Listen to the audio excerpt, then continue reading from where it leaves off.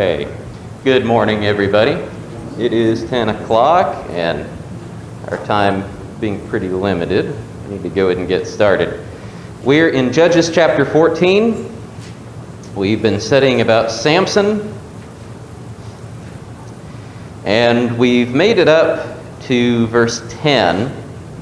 All right, so we saw Samson's desire to marry a Philistine woman from the city of Timnah, though we just refer to her as the Timnite woman. And we spent quite a bit of Thursday kind of talking about this divide in motives. All right, so Samson is God's appointed instrument for delivering Israel from Philistine oppression. And one of the big questions that we've had is how on board with this is Samson? So kind of the operative statement of this whole part of the story, right after Samson expresses his desire to marry this Philistine woman, his parents object to it, but we learn in verse 4, his father and mother did not know that it was from the Lord, for he was seeking an opportunity against the Philistines. At that time, the Philistines ruled over Israel. And so there was this question, whenever we say that he was seeking an opportunity against the Philistines, is it the Lord who's looking for an opportunity? Is it Samson who's looking for an opportunity? Is Samson aware of what the Lord is doing through him? And over the course of our reading, at least on Thursday, it appears to us that Samson himself seems to be moved by other motives. So at the end of verse 3, for example, we learn his motive for marrying this Timnite woman. Right? Samson said to his father, "Get her for me, for she is right in my eyes." We said that's going to become an important phrase for the end of the book of Judges, where we're going to learn eventually that because there's no king in Israel, everybody is doing what is right in their own eyes. And this is the first example of it here, Samson going after this foreign bride. We get another example later on, whenever Samson, for some reason, is in a vineyard, which is not, we'll just say it's not prudent for a Nazirite to be in a vineyard. Because remember, Nazirites are not supposed to have anything to do with grapes. While he is there, he's attacked by a lion, and the Spirit of the Lord rushes on him so that he rips this lion in pieces with his bare hands. But then he comes back later, and the carcass of this lion is now host to a swarm of bees and is full of honey. And this is something that Rena pointed out on Thursday, that the lion is an unclean animal. And I hadn't even thought to look it up, because what's going on is already unclean by reason of it being a carcass, right? It could be the carcass of anything. It being a dead body makes it unclean. And he just scrapes this honey out of this carcass and eats it. Well, it turns out it's doubly bad, because he's scraping the honey out of the carcass of an unclean animal. And he eats this honey. He apparently does not care about his Nazirite vow. We'll read later on in his story, by the way, what he thinks his Nazirite status means. We'll see that in the way that he talks to Delilah. We have already seen, though, the angel of the Lord has given Manoah and his wife, so he's given Samson's parents a clear picture of what that Nazirite status means. He's specific, right, that Manoah's wife and that Samson are not supposed to have anything that comes from the vine, no wine or strong drink, no unclean thing. In fact, he specifies that. Do not eat any unclean thing. He specifies that at least twice over the course of chapter 13. So, besides the bit with the hair growing out. Samson's parents, at least, have a fairly accurate understanding of what Samson's Nazirite status is supposed to entail. So what's going on here? Have they failed to pass it down to Samson? Or does Samson just not care? For whatever reason, Samson, while he's in this vineyard, scrapes this honey out and eats it. It is a violation of his Nazirite status. And what the law tells us is that he ought to go and offer an atoning sacrifice. He ought to have his head shaved, and he ought to be reconsecrated as a Nazirite. We never read of him doing any of those things. So that begins to give us this sense of Samson's motives being separate from God's motives. And we'll see if that continues to hold true through the Samson story. But at this point, we think it would be useful to be reading the story at those two levels. That you can recognize, all right, here's Samson's motive on the one hand, which might be different from what God is doing with the same events, the same activities. The Lord has his intent, his motives. Samson's motives are often quite different from the Lord's. Wayne, I saw your hand. Okay, I'm confused again. Okay. Refresh my memory. Samson was born a Nazarite. Yeah, he's a Nazarite from the womb. So it wasn't just him who had to hold these dietary restrictions. His mother also had to while she was bearing him. So there is no, he can't be reconsecrated because he has been consecrated first. Yeah, he has. Where? In chapter 13. Okay. The angel says he's a Nazarite to the Lord from the womb. That's the consecration right there. That was the consecration. That stands for you. Right. Again, we've got to remember that Samson's Nazirite status is different from the norm because it's not a voluntary vow. The angel of the Lord has picked for him, has assigned to him that he is to be a Nazirite from the womb. So the operating of it looks a little bit different in that regard, but the rules are the same. In fact, that's the whole point of the angel of the Lord saying that he is a Nazirite, is it can refer us back to those standards. And I couldn't pick up on that. Yeah. Okay, so but he still has to follow. Right. Samson's still got to do this to maintain his Nazirite status. At this point, and this is something that Kathleen pointed out on Thursday, at this point, strictly speaking, we really can't say that he's still a Nazirite. Although we are going to see God continue to bless him, the Spirit of the Lord is going to continue to come on him, and we'll see what Samson thinks about himself later on once we meet Delilah. He still thinks I'll just spoil it for you, he still thinks he's a Nazirite. Go ahead. Okay, here it comes again. Could it be, that God continues to bless him, not because he's a Nazirite and he's great and he's the one that ought to be, but it's rather the Lord who just wants to work through him. And that's the whole point. That's the whole point. This is all happening not on account of Samson's righteousness or his adherence to his Nazirite status. It is happening because the Lord chooses for it to happen. That's exactly the point. All right, so let's jump into verse 10. His father went down to the woman, and Samson prepared a feast there, for so the young men used to do. As soon as the people saw him, they brought him 30 companions to be with him. And Samson said to them, "Let me now put a riddle to you. If you can tell me what it is within the 7 days of the feast, and find it out, then I will give you 30 linen garments and 30 changes of clothes. But if you cannot tell me what it is, then you shall give me 30 linen garments and 30 changes of clothes."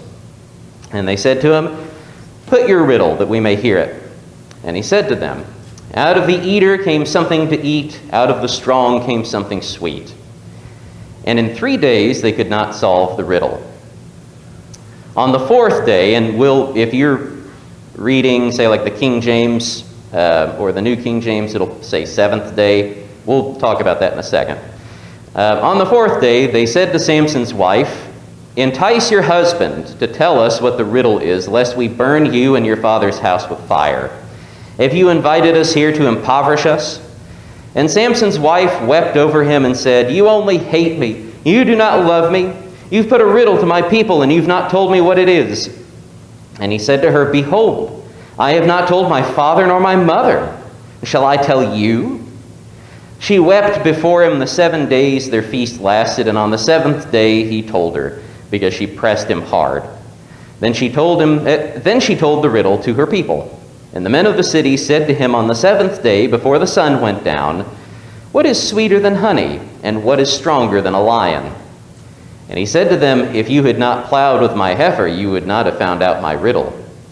And the Spirit of the Lord rushed upon him, and he went down to Adkisson and struck down 30 men of the town, and took their spoil, and gave the garments to those who had told the riddle.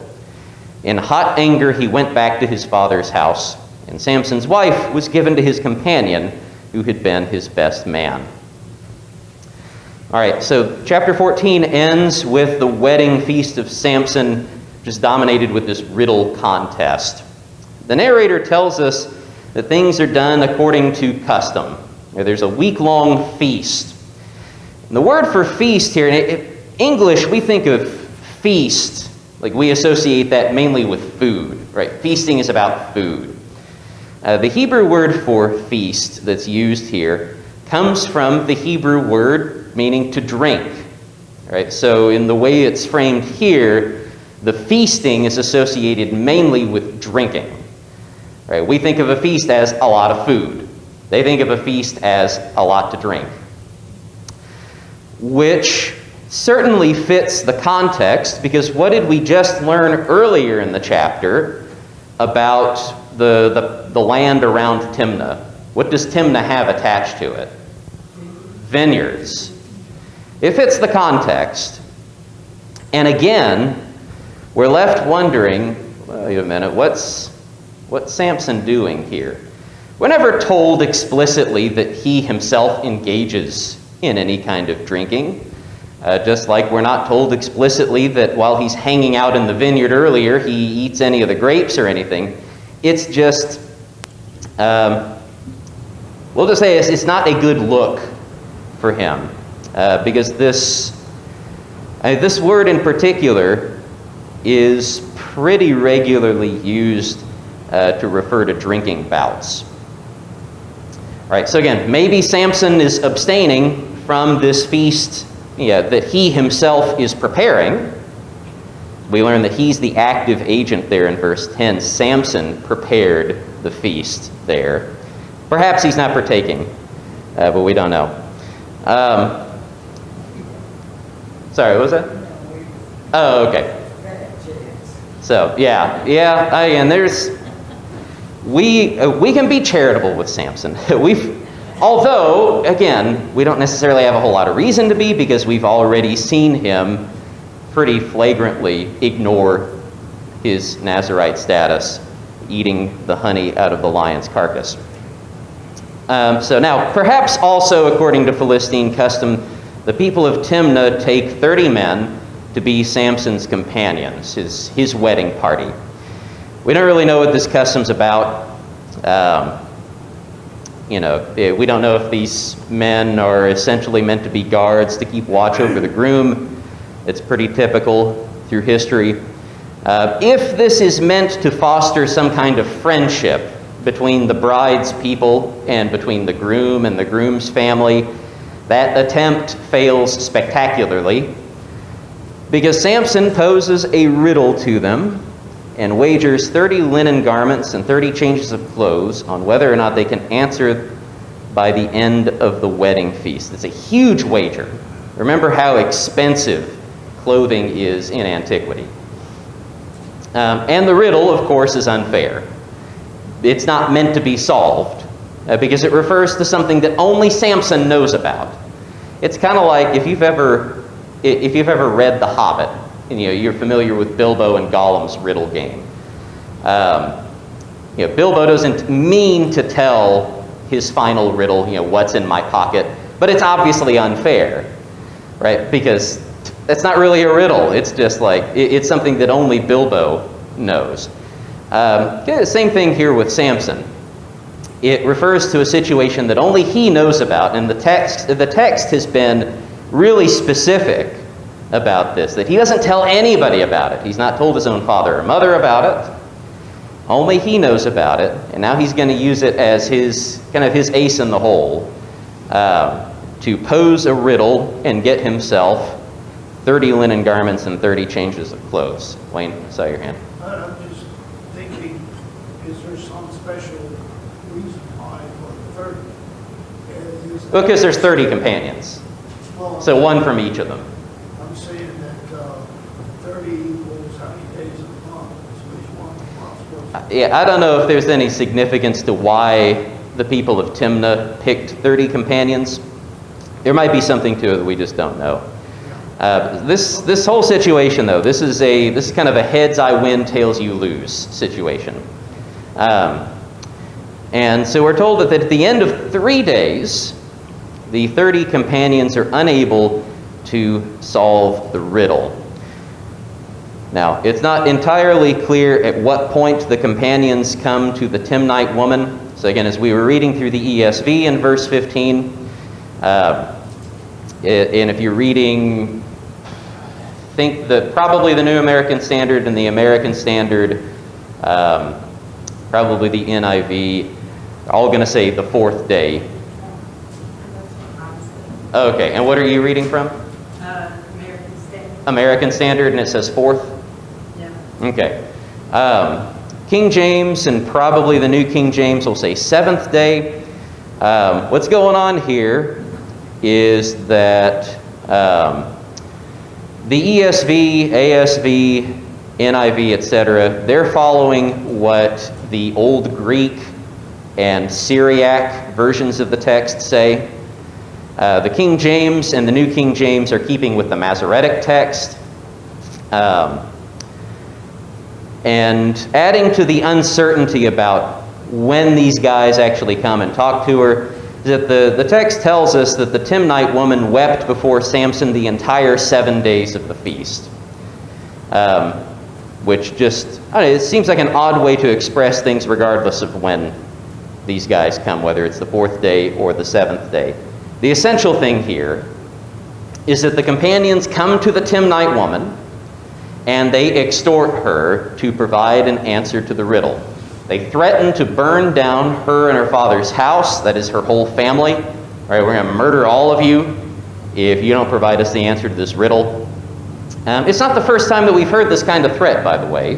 Right, the Ephraimites made the same threat to Jephthah back in chapter 12. But keep this threat in the backs of your minds because we're going to see it come up again shortly in the text.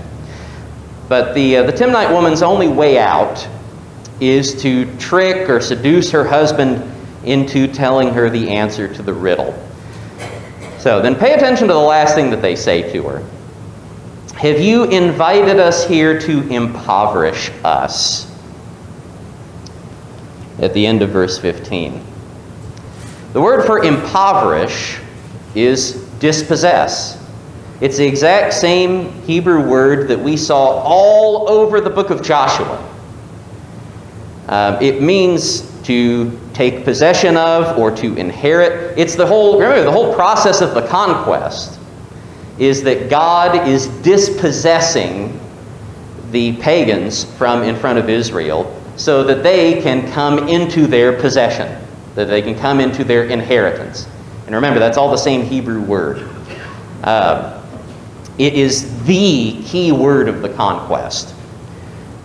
Israel is supposed to dispossess the nations so that they can come into their inheritance. And so you've got this nice piece of dramatic irony here, because the Philistines have no idea how close they've come to the mark with what they say to the Timnite woman. Because that's the whole point of all of this.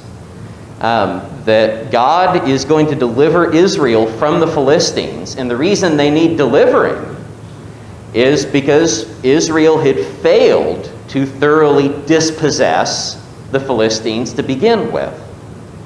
And so part of what God is doing is he's working to finish that for them.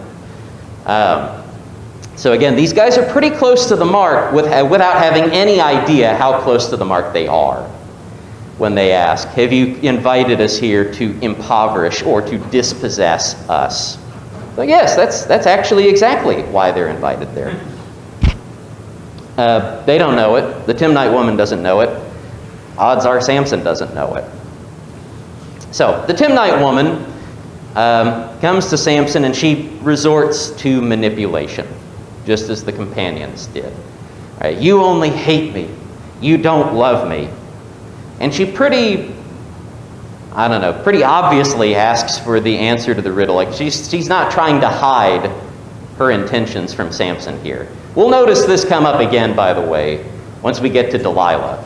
Right? Like, this woman is not subtle.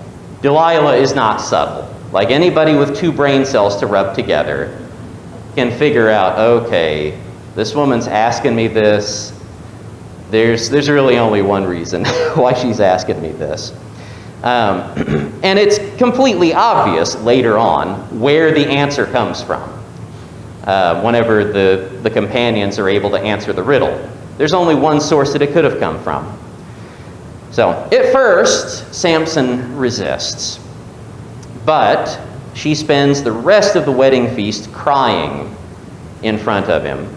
And eventually he breaks down on the last day of the feast and tells her the answer. So, the companions have the answer. They wait until the last moment to bring the answer before Samson. And so the Philistines now have seemingly, at least they think, won out over Samson. But Samson, of course, recognizes the source of his loss. Right? If you had not plowed with my heifer, you would not have found out my riddle. That's just as offensive in Hebrew as it is in English, by the way, for Samson to be calling his wife, or soon-to-be wife, the heifer. But here, we begin to see the Lord's plan come to fruition. As the Spirit of the Lord rushes on Samson again, and he goes down to the Philistine city of Adkisson, and he kills 30 men of the Philistines, strips them of their garments, and delivers those garments to the 30 companions as payment for the wager. But then finally, enraged by this whole affair, Samson leaves his wife in Timnah and returns to his home in Zorah. All right, so again, we can see some split motives going on here. Right, the Lord is working through Samson, but what's really motivating Samson himself, right, as far as he's concerned? Does he see this as, all right, this is part of my righteous holy war against the Philistines on the part of Israel? That's not really what comes across at the end of the text. At the end of verse 19, we read, in hot anger, he went back to his father's house. All right, what's motivating Samson in all of this is rage and a desire for revenge. We're going to see that continue in Samson's story, by the way. So again, the Lord is doing one thing through Samson. Samson thinks he's doing another thing. Now the text continues to refer to the Timnite woman as Samson's wife. I think it's important for us to hold on to that. As far as the narrator is concerned, they are married. And we're going to see that continue into the next chapter. But remember also that in antiquity, divorce is often a matter of just leaving your spouse or sending them away. In a lot of ancient cultures, there's no formal process for initiating or finalizing a divorce. In antiquity, in a lot of cultures, it was really simple. Right? A guy physically leaves his wife, as in just walks away and doesn't come back. It's a divorce. Right? The guy tells his wife, you may go. He sends her out. Yes, in the law. All right, so again, we're talking about the Philistine culture here. Yeah, in a lot of other cultures, there's no formal process for it. The law requires a certificate of divorce, which is unusual. Right? That's one point where the law of Moses is different from most of the cultures around Israel. That the law requires you to formalize the process with a certificate of divorce. But again, many ancient cultures did not require anything as formal as that. The act of leaving or sending away itself was sufficient for the divorce. And so Samson's father-in-law, and we'll hear him say this out loud later, Samson's father-in-law acts accordingly. At least as far as he's concerned, Samson has seemingly divorced his daughter. And so the father gives her away to one of the companions, to the guy who had been best man. We should add that this is very lucrative for the father of the bride, by the way, as he can demand the bride price from this next guy as well.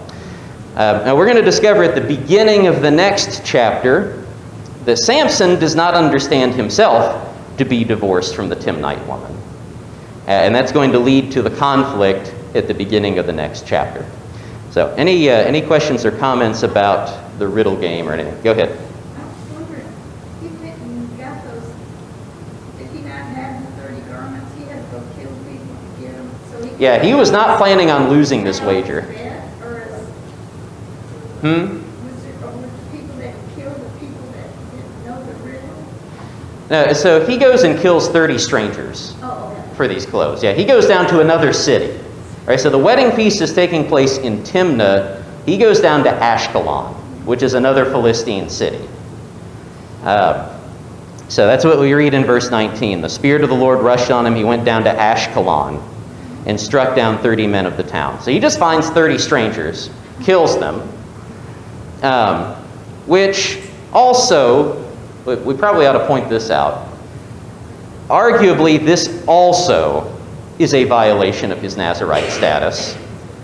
Because when you read the Nazirite law in number 6, being near a dead body, even if somebody just suddenly falls dead next to you, even if it's your father or your mother, the law says, it renders you unclean. It nullifies your Nazirite status.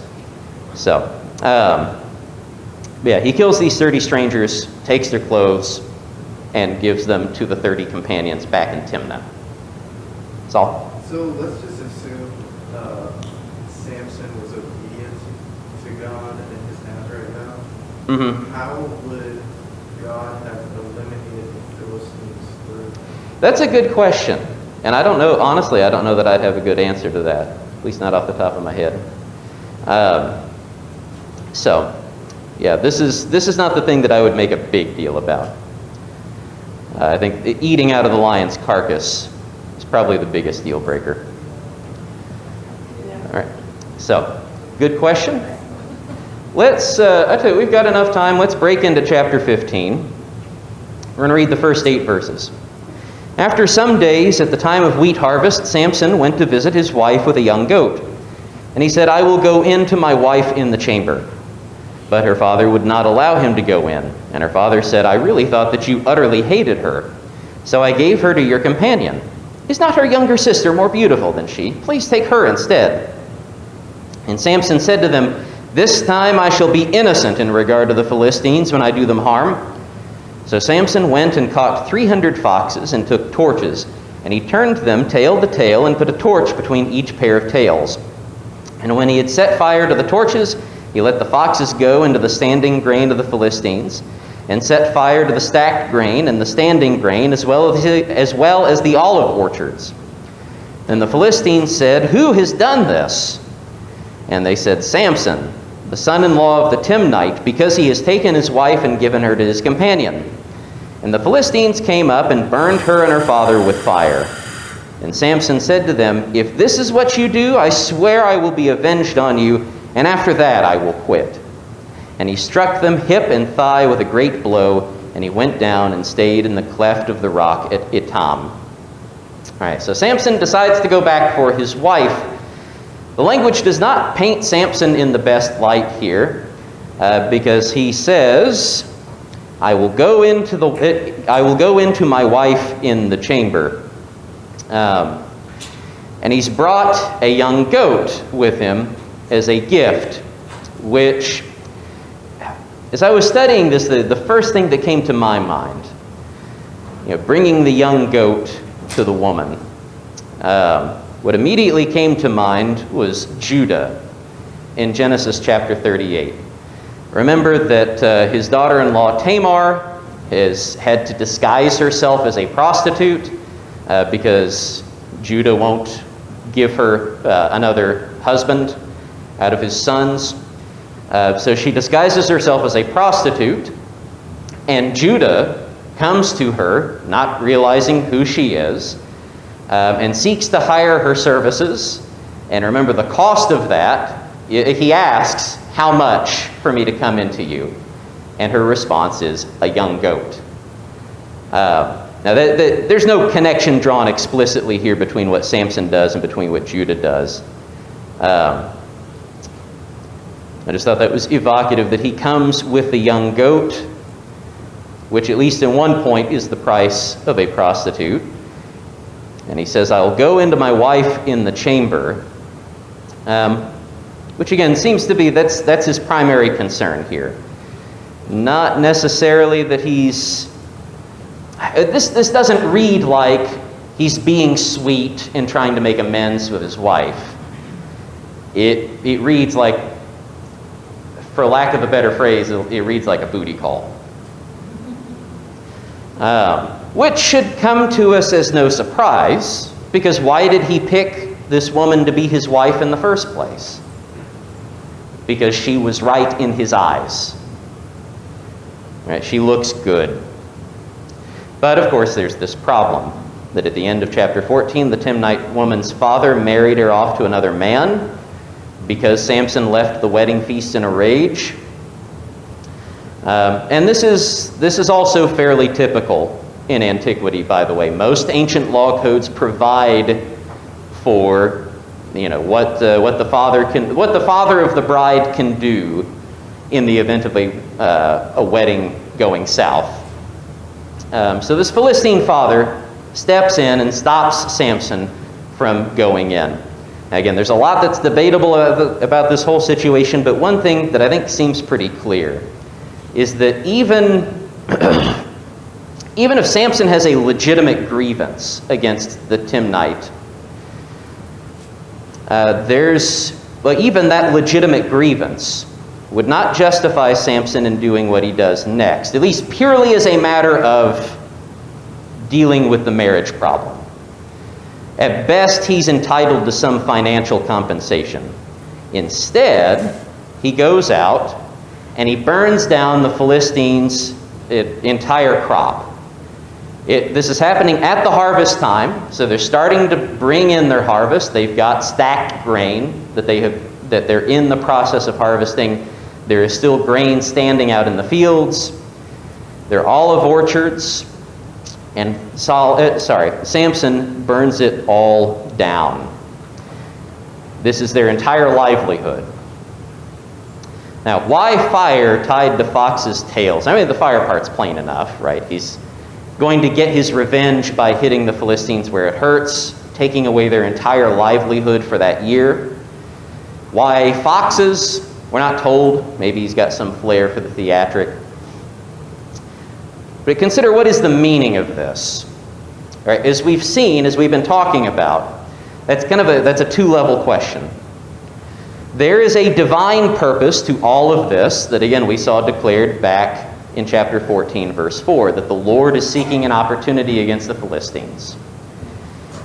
And so, in that way, Samson's actions here are part of that. The Lord is fulfilling his purpose by having the Philistines' crops burned down. Which, again, this is a dire situation for them. Because what does it mean to lose all of your crops at harvest time? Right? You're out of food.